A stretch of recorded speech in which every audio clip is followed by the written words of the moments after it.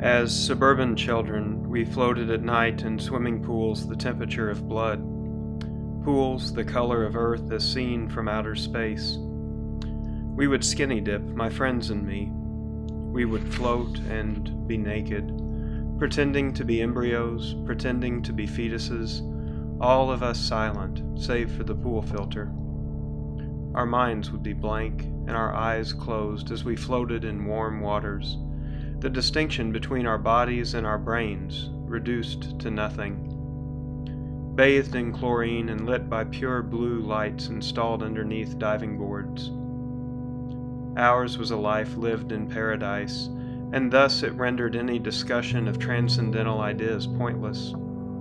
Politics, we supposed, existed elsewhere in a televised non-paradise.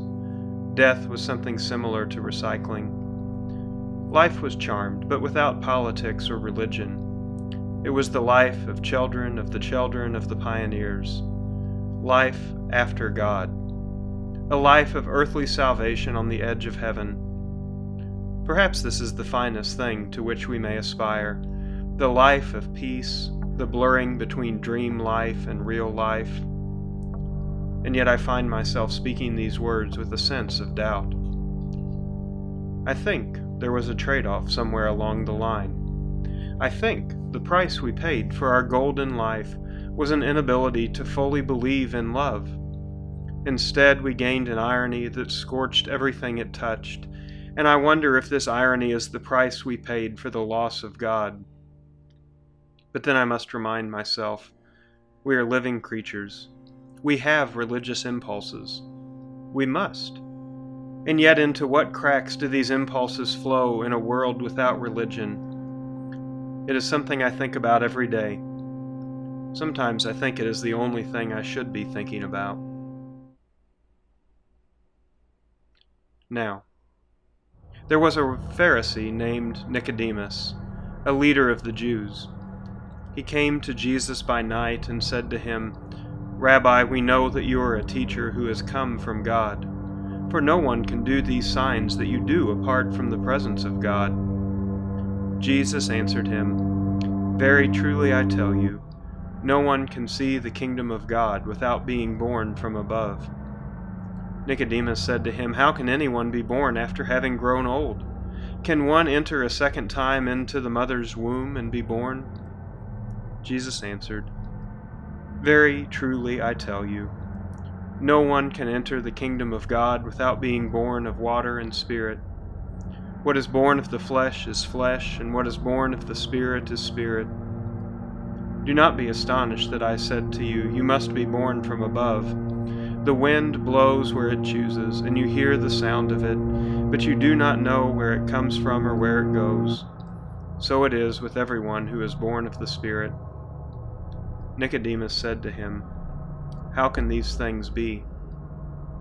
Jesus answered him, "Are you a teacher of Israel, and yet you do not understand these things?"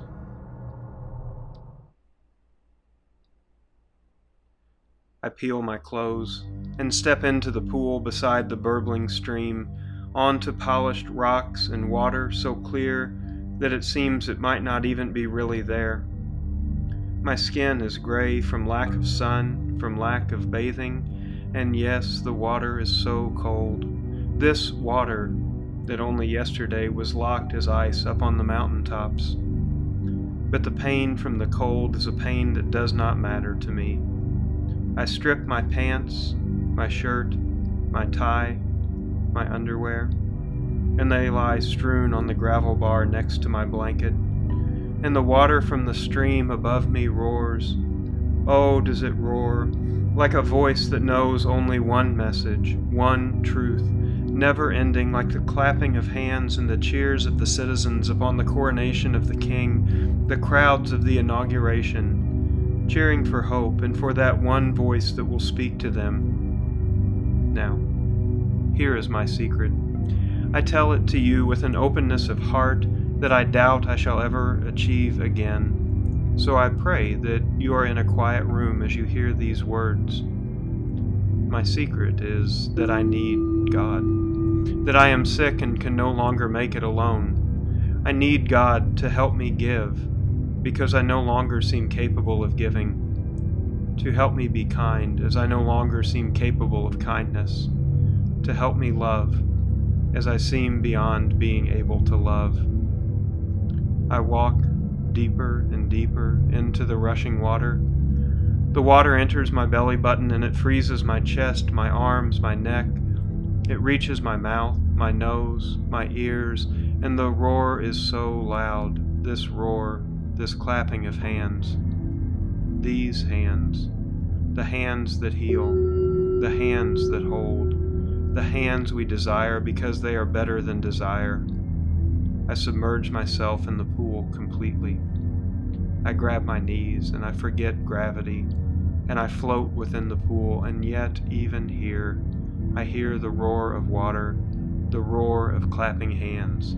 These hands, the hands that care, the hands that mold, the hands that touch the lips that speak the words that tell us we are whole.